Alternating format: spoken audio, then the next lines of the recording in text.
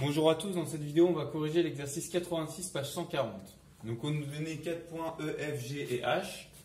Et dans la première question, on nous demandait de calculer, de montrer que EF était égal à FG. Donc pour ça, on va calculer leurs coordonnées, on va essayer de voir qu'elles sont égales. On va essayer de ne pas se tromper dans les formules. Donc EF, donc c'est XF moins XE, attention, hein, arrivée moins départ, donc 3 moins 1, attention on met bien les parenthèses, et moins 1 moins 7.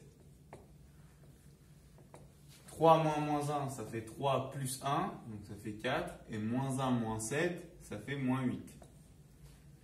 Ensuite, FG,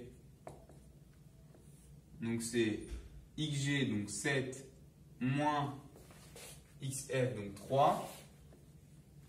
Et ensuite, moins 9, moins 1. Donc 7 moins 3, ça fait 4. Et moins 9 moins 1, ça fait moins 9 plus 1. Donc ça fait moins 8. Donc on a bien EF qui est égal à FG.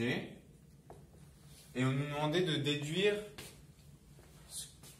ce qu'on obtenait. Grâce à ça, qu'est-ce qu'on obtient?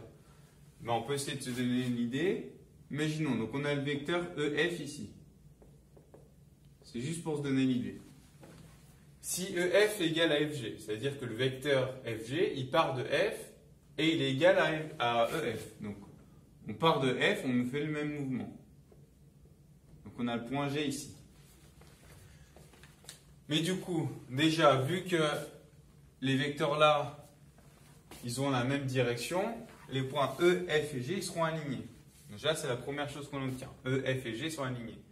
Mais on a même plus fort que ça. Pourquoi? Parce que la distance ici, c'est la même distance ici, puisqu'on a appliqué le même vecteur.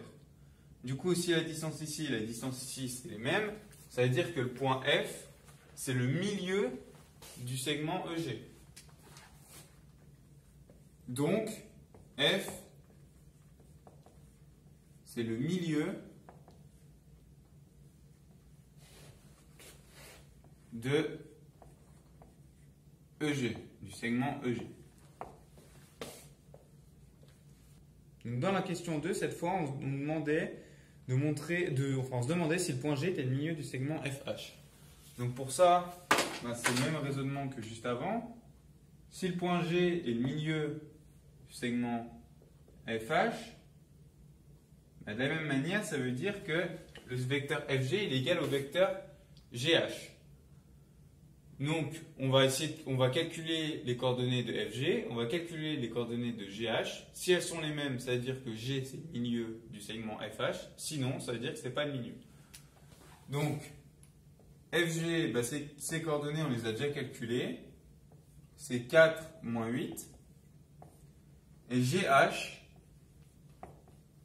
donc GH, on va calculer cette fois, donc c'est 11 moins 7. Et moins 17, moins 9. Donc 11 moins 7, ça fait 4. Et moins 17, moins 9, ça fait moins 17 plus 9. Et donc ça fait moins 8. Donc du coup, on voit que FG égale à GH.